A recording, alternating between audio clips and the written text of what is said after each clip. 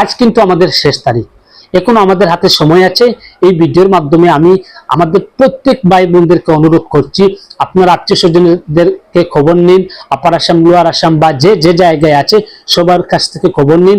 যারা এখনো বাকি আছে তাদেরকে 12টার আগে আগে এই ইমেল প্রেরণের জন্য উৎসাহিত করুন, উদ্বুদ্ধ করুন, এবং এটা দিয়ে যেন তারা এই ইমানি দায়িত্ব পালন করে এবং এটাতে যেন তারা অংশ নেয়। আসসালামু আলাইকুম রহমতুল্লাহি ওয়া বারাকাতুহু। সম্মানিত দর্শক, কাছে থেকে, পাশে থেকে এবং দূর থেকে ও প্রবাস থেকে যারাই আমাদেরকে দেখছেন সবাইকে জানাই সাদর সম্ভাষণ।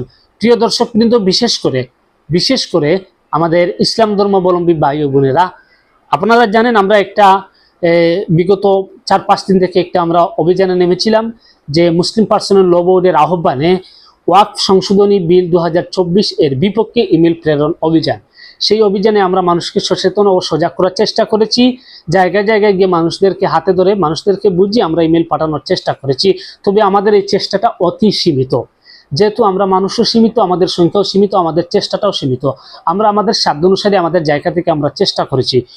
বিশেষ করে কথা হচ্ছে যে জয়েন্ট পার্লামেন্টারিতে যখন বিলটি যায় এবং জয়েন্ট পার্লামেন্টারি যখন আমাদের মতামত জানতে চায়, সেই চাওয়ার 15 দিন সময়সীমা দিয়েছিল, কিন্তু প্রায় প্রথম 10 দিন চলে গিয়েছে আমরা সেটা জানতে। প্রথম অবস্থায় আমরা জানতে পারিনি এবং এই সেন্ট্রাল লেভেলে যারা কাজ করছে তাদের মেসেজ আমাদের পর্যন্ত এসে পৌঁছতে পারেনি। তো আমরা বুঝতে প্রায় 10 দিন চলে গিয়েছে। যখন আমরা বুঝি তখন প্রায় 10 দিন চলে যায়। তারপর থেকে আমরা মাঠে নামি এবং আমরা চেষ্টা করি আমাদের সাধ্য অনুসারে। ওই চেষ্টা করতে গিয়ে আমাদের অনেক ভাইরা, যুবা ভাইরা আমাদের চেষ্টা সহযোগিতা করেছেন। সবাইকে আন্তরিকভাবে আমরা মোবারকবাদ ও কৃতজ্ঞতা প্রকাশ করছি। প্রিয় ভাই বোনের, আপনারা জানেন এটা ইমানি দায়িত্ব, কারণ ওয়াকফ বোর্ড যেটা, সেই ওয়াকফ সম্পত্তি বা ওয়াকফ সম্পত্তি সেটা আমাদের পূর্বপুরুষদের দিয়ে যাওয়া সম্পত্তি, মহান আল্লাহর নামে অথবা কোনো ট্রাস্টের নামে, বিশেষ করে এডুকেশনের দিক দিয়ে মসজিদ, মাদ্রাসা, এই খানকা, ঈদগাহ, কবরস্থান ইত্যাদি।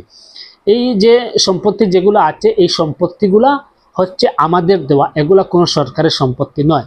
তো আজ যদি বিলটা পাশ হয়ে যায় তাহলে অদূর ভবিষ্যতে সেই পুরোপুরি সম্পত্তিটা সরকারের দখলে চলে যেতে পারে এবং এটা একসময় রক্ষণাবেক্ষণের নামে অনেক মসজিদ, মাদ্রাসা, ঈদগাহ, কবরস্থান বন্ধ হয়ে যেতে পারে। যার ফলে এটা আমাদের ইমানি দায়িত্ব মনে করে আমরা এটা মানুষকে বুঝিয়েছি এবং আমরা কাজ করেছি।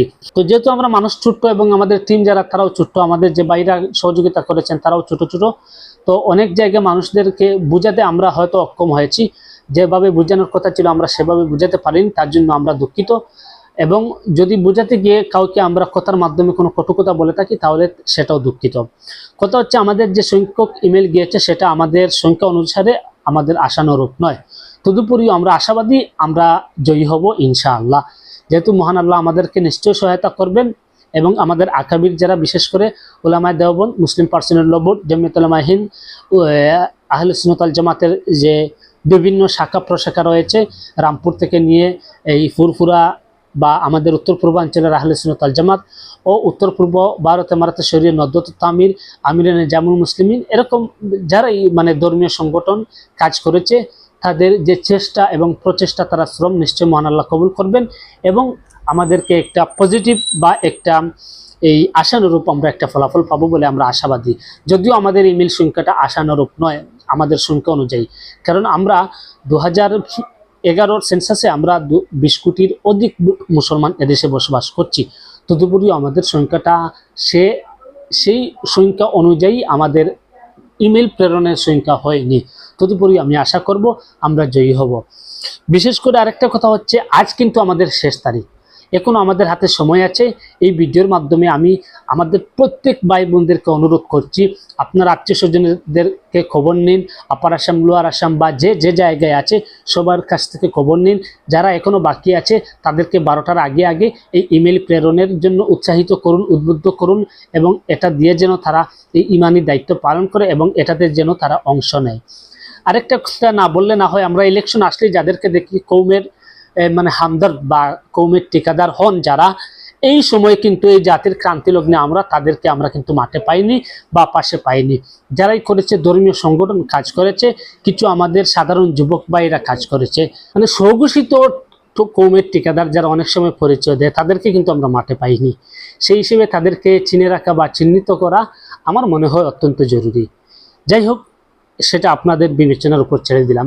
আরেকটা কথা না বললে না হয়, এই যে ওয়াকফ ইস্যু আমাদের সামনে এসেছে, সেটা হয়তো আমরা হারবো বা জিতবো, সেটা আল্লাহ ভালোই জানেন। আমরা আশাবাদী আমরা জিতবো এবং আল্লাহর উপর আমরা ভরসা রাখবো এবং মহান আল্লাহর সাহায্য সহযোগিতা এবং মহান আল্লাহর সহায়তা আমরা চাবো।